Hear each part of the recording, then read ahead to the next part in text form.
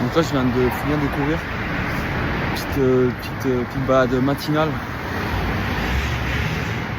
en ce mois de décembre.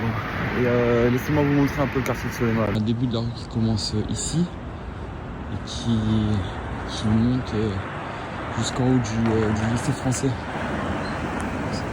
Donc c'est assez résidentiel. Il y a beaucoup de boulangeries, pâtisseries, même une fromagerie, une charcuterie. C'est pas mal, hein. C'est vraiment pas mal pour habiter. Très calme, c'est vert. Le seul inconvénient, je trouve, de Soleil-Malles, c'est que c'est un peu loin des transports. Bon, il y a le bus quoi qu'il arrive, donc ça c'est quand même pas mal. Mais pour aller au métro par exemple, il faut marcher plus d'1 kilomètre. Facile. Encore une fois, ça reste un super quartier. C'est très résidentiel, les appartements sont incroyables. Du coup, il y a pas mal de Français aussi également. Il y a le lycée français, très important pour ceux qui ont des enfants. Donc la proximité en fait, ça rend le quartier, proximité de tout en fait, ça rend le quartier assez agréable.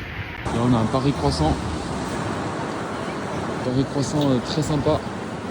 Puis là on remonte toujours dans le quartier en fait, vers le haut de Soleil-Malles. Si vous voyez un mort pour acheter son vin. Puis en remontant on va voir d'autres boulangeries, pâtisseries qui sont assez connues dans le quartier. Il y en avait une autre avant, mais je crois que j'ai loupé.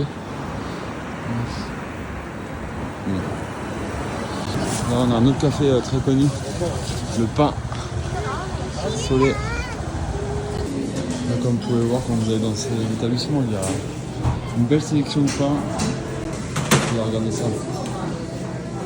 Je viens juste de sortir du four. Près de 5 croissants, franchement, je conseille, c'est vraiment pas mal.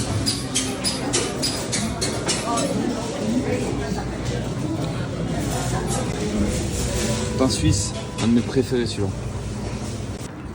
Là on remonte toujours dans la rue de Soleil-Malles.